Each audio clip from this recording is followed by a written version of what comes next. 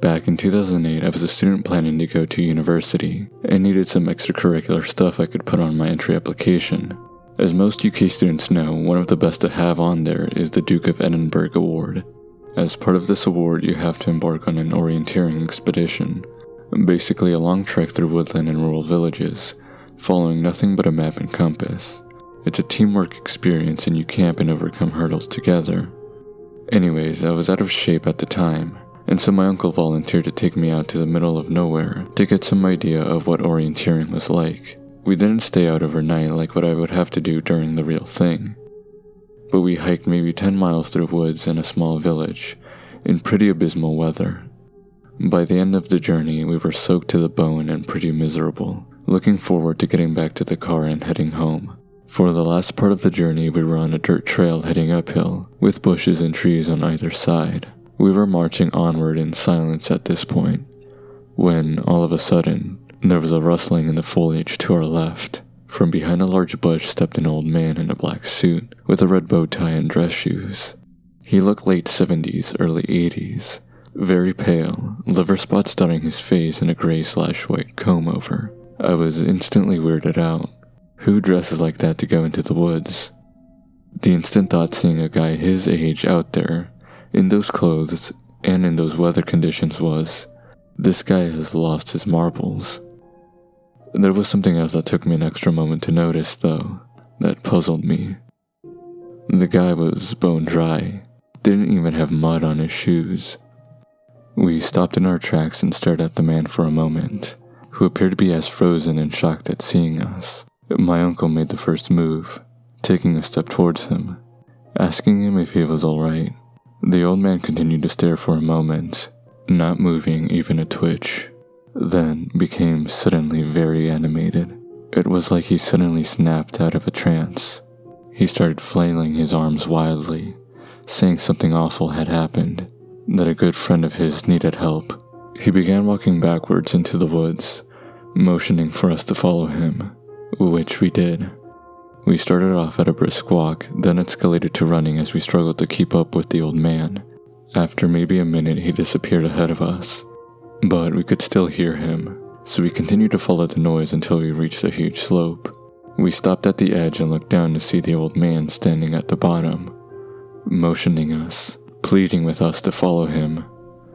I remember looking down, and the slope was probably at a 40-degree angle.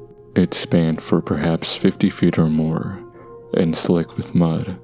It looked like an accident waiting to happen, especially given there were no shrubs or roots to hold on to or anything.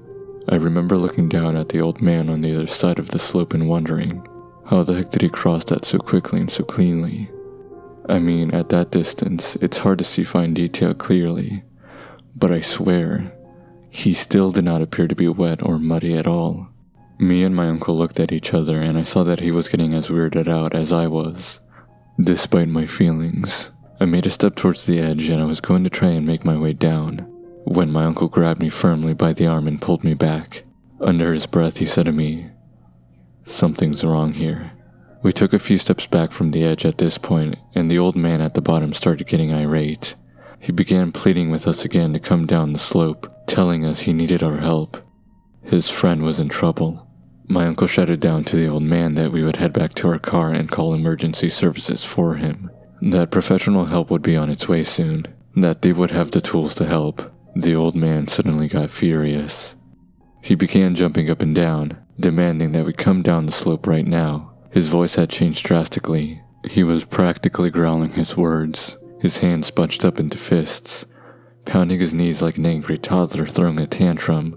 I've never seen a grown adult fly into such a rage in my life. His eyes looked like they were on the verge of bursting out of their sockets, his skin gone from pale to red in almost an instant. We began to hurriedly make our way back to the way we came, his demands and threats getting less audible as we got closer to the trail. Once on the trail, we practically power marched the remaining quarter mile or so to the car, all while my uncle was on the phone to the emergency services, explaining to them that there was a possibly mentally ill old man wandering the trail. We were ordered to get to our car and await the police, so we could show them where we had encountered him. About an hour later, we met 4 officers, two of which had dogs with them and a pack of supplies like first aid, emergency blankets, etc. We led them to the exact spot and then pointed the two officers with dogs in the direction he led us through. The search lasted all weekend, but there was no trace of the old man. Officers said the only trail they could pick up had been mine and my uncle's. They didn't find any footprints or anything belonging to the old man we encountered. This is one of my weirdest experiences to date.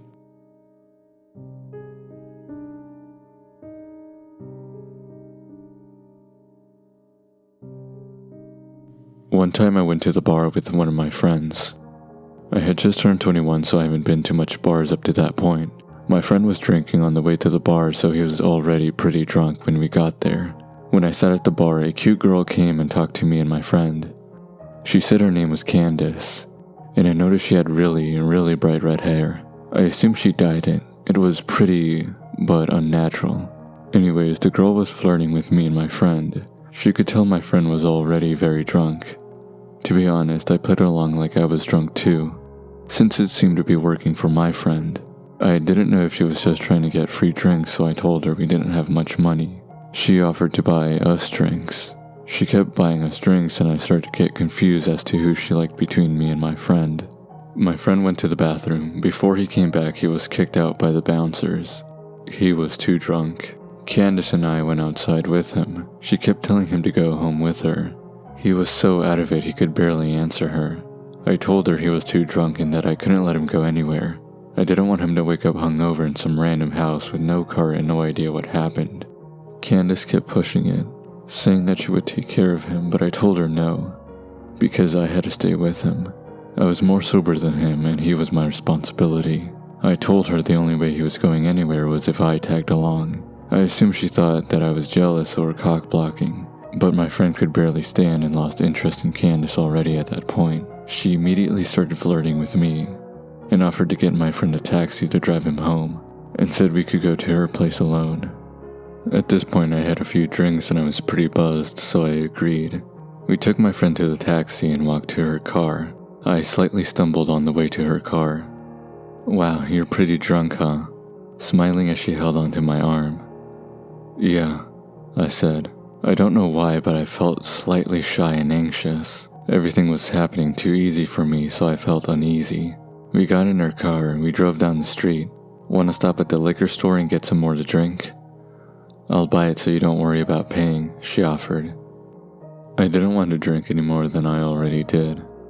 I was already buzzed and wanted to be able to carry myself throughout the rest of the night. Sometimes I made myself look stupid when I'm drunk, so I didn't want to ruin anything with Candace, more than I already did earlier with telling her my friend was too drunk. I didn't want to seem lame, so I told her to get me a pint of liquor, with some apple juice to chase it. She went to the store and came out with a lot more than just a pint. I assumed she wanted to drink more also, and that's why she got a fifth instead of a pint. On the car ride we passed the bottle back and forth, but she took tiny sips. I tried to take tiny sips, but she kept passing me the bottle and telling me to drink. I somehow managed to drink all of my apple juice, and pretend to drink the bottle by spitting the liquor in the apple juice bottle. I tossed the apple juice bottle full of liquor out the window before she saw it.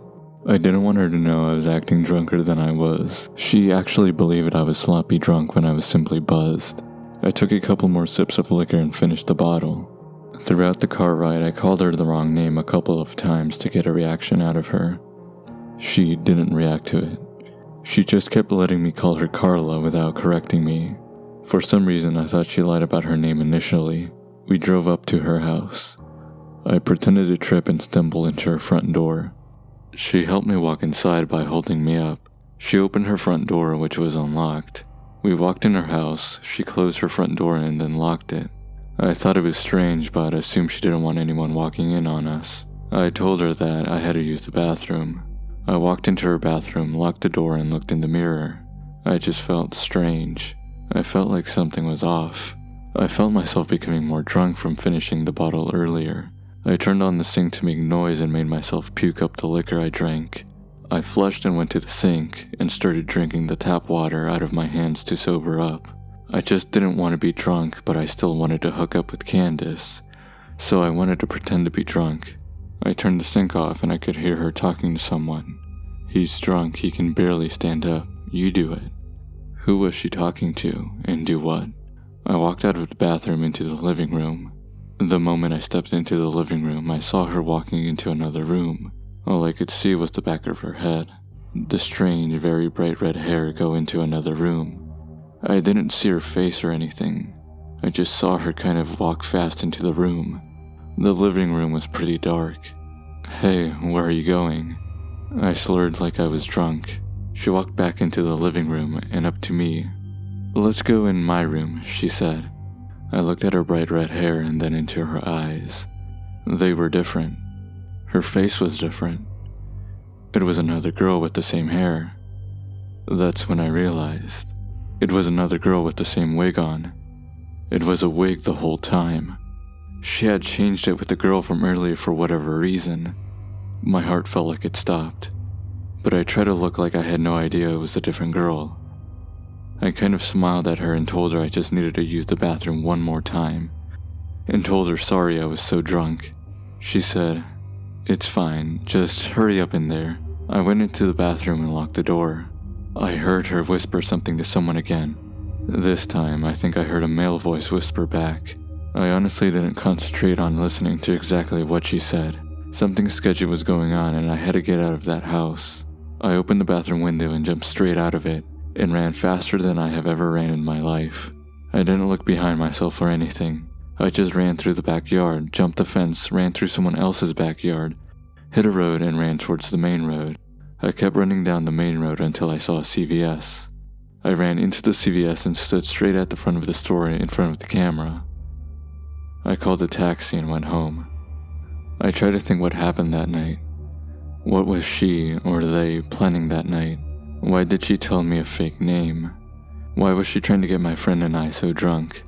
I thought maybe a robbery, but she kept spending money on us. She kept buying us drinks and even paid for my friend's taxi cab. And mostly, why did she wear a wig that she gave to another girl to wear? Who was she talking to? What did it mean? And what was in that room they tried to lure me into? Edit. The next day after this incident, I went back to the house with a couple of friends to see just what was going on. Nobody was there, no cars, no people, nothing. Just an empty house. I ended up finding out the house was a summer rental, and whoever those people were, they broke into that house and used it for only that night and never came back.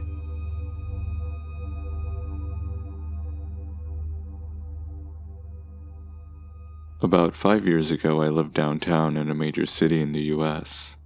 I've always been a night person, so I would often find myself bored after my roommate, who was decidedly not a night person, went to sleep. To pass the time, I used to go for long walks and spend the time thinking. I spent 4 years like that, walking alone at night and never once had a reason to feel afraid. I always used to joke with my roommate that even the drug dealers in the city were polite. But all of that changed in just a few minutes of one evening. It was a Wednesday, somewhere between 1 and 2 in the morning, and I was walking near a police-patrolled park quite a ways from my apartment. It was a quiet night, even for a weeknight, with very little traffic and almost no one on foot.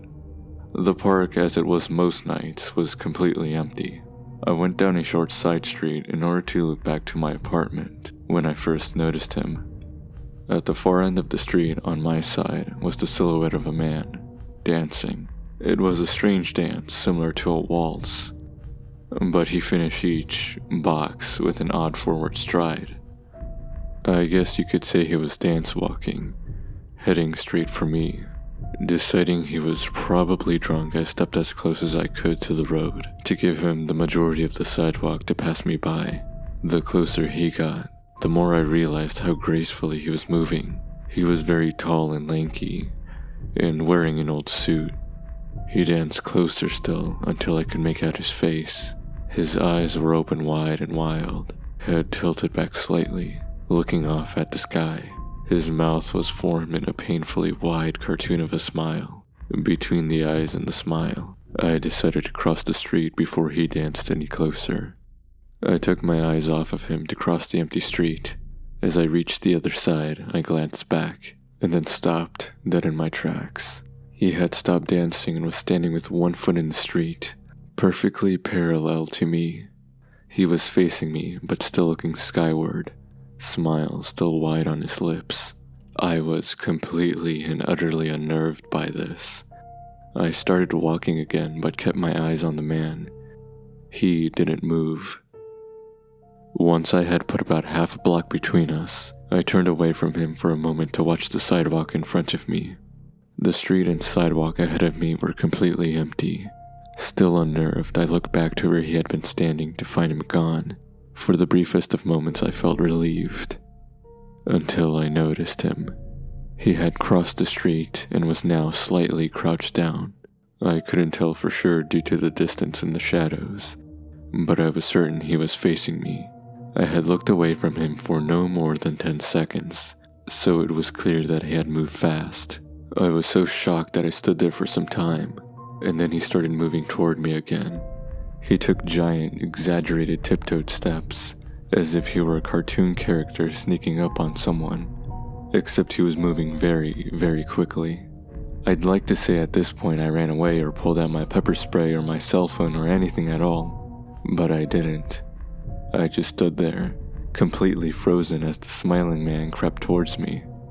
And then he stopped again, about a car length away from me, still smiling his smile, still looking to the sky. When I finally found my voice, I blurted out the first thing that came to mind. What I meant to ask was, "What do you want?" in an angry, commanding tone. What came out was a whimper. What the fuck? Regardless of whether or not humans can smell fear, they can certainly hear it. I heard it in my own voice, and that only made me more afraid. But he didn't react to it at all. He just stood there, smiling. And then after what felt like forever, he turned around, very slowly, and started dance walking away. Just like that, not wanting to turn my back to him again, I just watched him go, until he was far enough away to almost be out of sight. And then I realized something. He wasn't moving away anymore, nor was he dancing. I watched in horror as the distant shape of him grew larger and larger. He was coming back my way, and this time he was running. I ran too. I ran until I was off the side road and back into a better lit road with sparse traffic. Looking behind me then, he was nowhere to be found. The rest of the way home I kept glancing over my shoulder, always expecting to see his stupid smile, but he was never there. I lived in that city for 6 months after that night, and I never went out for another walk. There was something about his face that always haunted me. He didn't look drunk, he didn't look high. He looked completely and utterly insane. And that's a very, very scary thing to see.